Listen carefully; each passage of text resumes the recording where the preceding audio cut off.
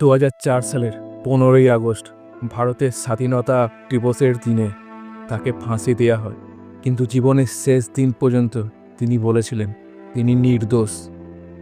আজ কথা বলবো ধনঞ্জয় চ্যাটার্জিকে নিয়ে। ধনঞ্জয় ছিলেন পশ্চিমবঙ্গের বাঁকুড়া জেলার এক দরিদ্র পরিবার থেকে আসা ব্যক্তি। তিনি জীবিকার তাগিদে কলকাতার ভবানীপুরে একটি বহুতল ভবনে সিকিউরিটি গার্ডে চাকরি করতেন। তার বিরুদ্ধে অভিযোগ ওঠে যে 1990 সালের 5ই মার্চ তিনি ওই ভবনের এক কিশোরী হেতাল পারেখকে ধর্ষণ করেন ও হত্যা করেন। দীর্ঘ 14 বছর ধরে আইনি লড়াইয়ের পর 2004 সালের 15ই আগস্ট ভারতের স্বাধীনতা দিবসের দিনে তাকে ফাঁসি দেয়া হয়, কিন্তু জীবনের শেষ দিন পর্যন্ত তিনি একটা কথাই বলে গিয়েছিলেন তিনি নির্দোষ। হেতাল পারেখ ছিলেন কলকাতার এক অভিজাত পরিবারের মেয়ে।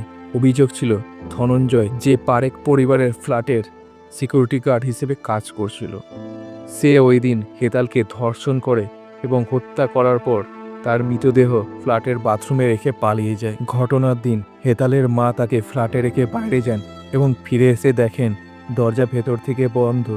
পরে দরজা ভেঙে তার মৃতদেহ উদ্ধার করা হয়। পুলিশের তদন্তের পর ধনঞ্জয়কে প্রধান সন্দেহভাজন হিসেবে গ্রেপ্তার করে। পুলিশের দাবি ছিল যে সেই ভবনের সিকিউরিটি গার্ড হওয়ায় ভেতরে প্রবেশের সুযোগ ছিল। পুলিশ তদন্তের পর ধনঞ্জয়কে প্রধান সন্দেহভাজন হিসেবে গ্রেপ্তার করে। পুলিশের দাবি ছিল যে সেই ভবনের সিকিউরিটি গার্ড হওয়ায় ভেতরে প্রবেশের সুযোগ ছিল। ধনঞ্জয়ের বিরুদ্ধে ধর্ষণ, হত্যা এবং প্রমাণ লোপাটের অভিযোগ আনা হয়। 1990 সালে ধনঞ্জয়ের বিচার শুরু হয়। কলকাতা সেশন কোর্ট 1991 সালেই তাকে দোষী সাব্যস্ত করে মৃত্যুদণ্ড দেয়। ধনঞ্জয় পরে কলকাতার হাইকোর্টে আপিল করেন, কিন্তু রায় বহাল থাকে। 1994 সালে সুপ্রিম কোর্টও তার মৃত্যুদণ্ড বহাল রাখে। ধনঞ্জয় ও তার পরিবার ভারতের রাষ্ট্রপতির কাছে প্রাণ ভিক্ষার আবেদন করেন, কিন্তু সেটিও খারিজ হয়। 2004 সালের 15ই আগস্ট ভারতের স্বাধীনতা দিবসে ধনঞ্জয় চ্যাটার্জিকে আলিপুর কেন্দ্রীয় কারাগারে ফাঁসি দেওয়া হয়। এটি ছিল পশ্চিমবঙ্গে দীর্ঘ 50 বছরের মধ্যে প্রথম ফাঁসি। ধনঞ্জয়ের মৃত্যুদণ্ড নিয়ে বহু বিতর্ক তৈরি হয়। অনেকেই মনে করেন মামলায় পর্যাপ্ত ফরেনসিক প্রমাণ ছিল না। ধনঞ্জয়ের বিরুদ্ধে মূলত পরিস্থিতিগত প্রমাণ ব্যবহার করা হয়েছিল। এমনকি মামলাটি 1990 সালের, তাই আধুনিক ফরেনসিক প্রযুক্তি ছিল না। যদি ডিএনএ টেস্ট করা হতো তবে হয়তো প্রকৃত অপরাধী ধরা পড়তেন। ধনঞ্জয় জীবনের শেষ দিন পর্যন্ত বলেছিলেন তিনি নিরপরাধ।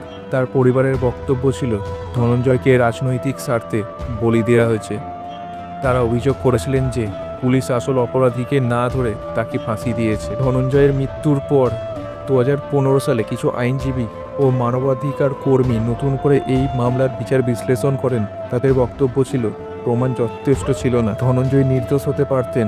আধুনিক ডিএনএ পরীক্ষা করলে প্রকৃত সত্য বেরিয়ে আসতে পারত। আপনার কি মনে হয় ধনঞ্জয় কি প্রকৃত দোষী নাকি বিচার ব্যবস্থার শিকার হয়েছে? ভিডিওটা ভালো লাগলে লাইক করো, কমেন্ট করো আর শেয়ার করে দিও বন্ধু বান্ধবী সবাইকে। আর চ্যানেলে নতুন হলে অবশ্যই চ্যানেলটাকে সাবস্ক্রাইব করো, কেননা এখানে গল্পের মাধ্যমে সত্যি ঘটনাকে তুলে ধরা হয়।